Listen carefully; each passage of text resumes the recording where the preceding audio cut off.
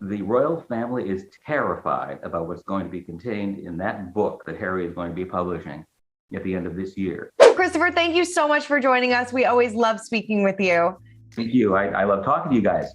Great. And I mean, we're coming off such a big historical weekend. I mean, how do you think the Queen is feeling following these amazing Jubilee celebrations? Well, elated and exhausted. I mean, from the standpoint of spectacle, it was a glorious celebration of the Queen as a person and of the monarchy, and it went off without a hitch. I'm sure she's relieved at that. But I have to say, the whole world was watching, waiting to see if, offenses would be mended, if the Sussexes would get back, together with the rest of the family. And from that standpoint, it was an unmitigated disaster. I mean, it's hard to see how the royal family could have been any more callous toward the Sussexes. I mean, they literally, they were meticulously, choreographed in every instance to be sidelined and marginalized. So I think if Harry went to London to the Jubilee celebrations hoping to mend fences, that didn't happen. I mean, nobody was singing somebody out. As a matter of fact, they literally turned their back on him at St. Paul's Cathedral, as the whole world saw. And I just think it was all done in a very kind of cold and somewhat heartless way. It kind of harkens back, frankly, to the way the royal family treated the Duke and Duchess of Windsor. I mean, that was a brick wall for decades, and I'm afraid that we might be looking at that. In the case of Harry and Meghan.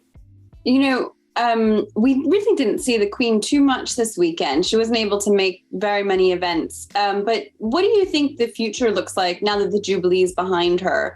Will we see her at some of her, like Royal Ascot, where we expect to see her every year? Are we going to see her there, or are we going to see more of a step back? I think, she is getting much more frail. And at this point, she's kind of mimicking her mother in terms of aging.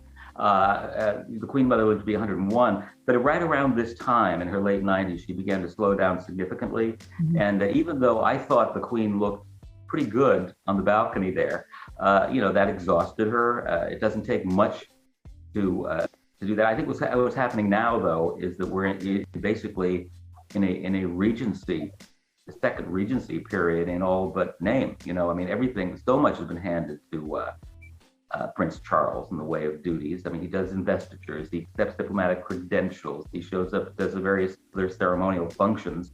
He does not meet with, he also opened Parliament for the first time, which is a very significant moment in history. So we're seeing sort of a soft launch, I think, of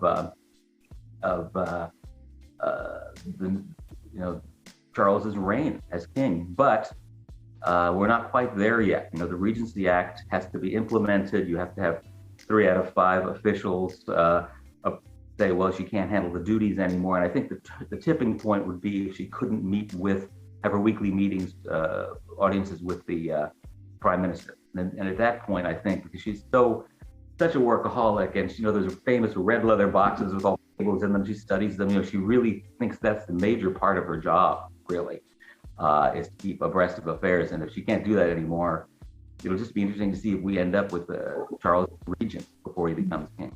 Yeah. Going back to Harry and Meghan, how do you think that they were feeling before going to the Jubilee, and how do you feel they were feeling after? I think they were hopeful. I think that, they went there hoping to mend fences and ran into a brick wall.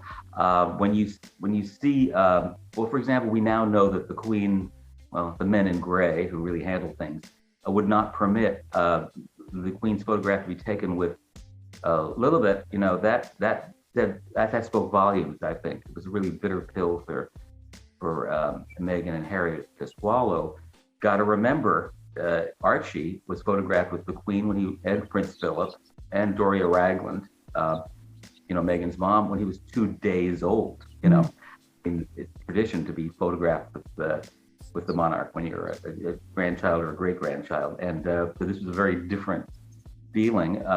William and Kate made no effort at all to introduce George, Charlotte, and Louis to their cousin, which I thought they could have. Yes, they went to Wales at one point during the first birthday party of Lily. But they could have made room during that schedule, Placido. And they, as far as I know, nobody believes they spoke. There were moments at the cathedral where it looked as if Meghan was kind of turning away from Kate when Kate walked by. A lot of tension. And I think what it boils down to is not only what's happened in the recent past with Megxit. The royal family is terrified about what's going to be contained in that book that Harry is going to be publishing at the end of this year. And so one can imagine that they're thinking, well, why make nice now when in a matter of months we may all be skewered, So that's understandable as well. But it's sad. It's very, very sad, I think. Hey everyone, I'm Christina Garibaldi, the host of Us Weekly Celebrity Coverage. Don't forget to hit subscribe for the latest celebrity news, tips, and video. And for much more content, make sure you head on over to usmagazine.com, the official home of Us Weekly Magazine.